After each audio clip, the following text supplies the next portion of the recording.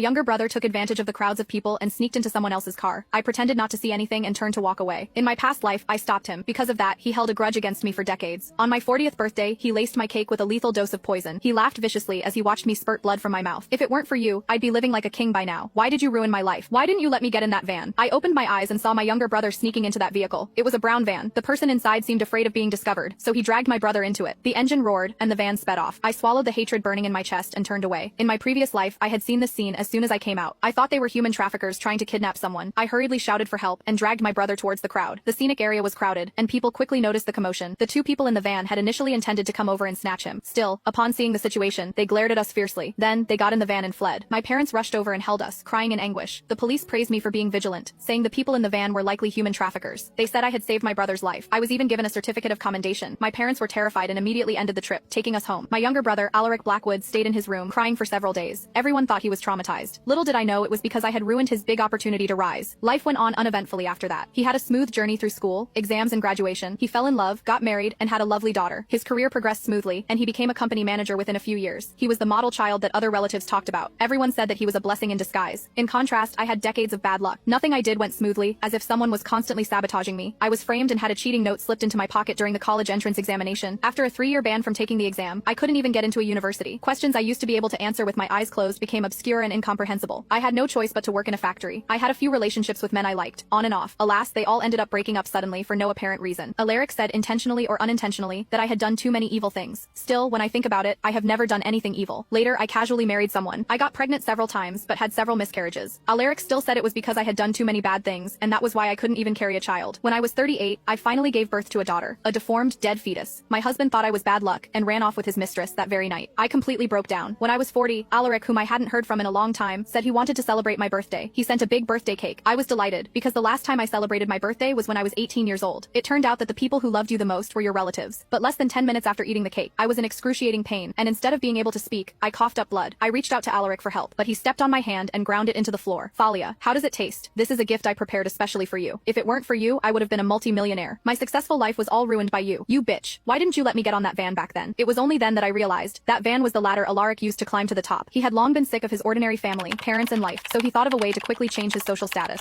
Alaric contacted those people online and volunteered to be trafficked. On one condition, he had to be sent to a wealthy family with no children. The other party quickly agreed, and everything was going according to his plan. However, I ruined it all, so he hated me so much that he wanted me to suffer for the rest of my life. The cheat note was something he slipped to me.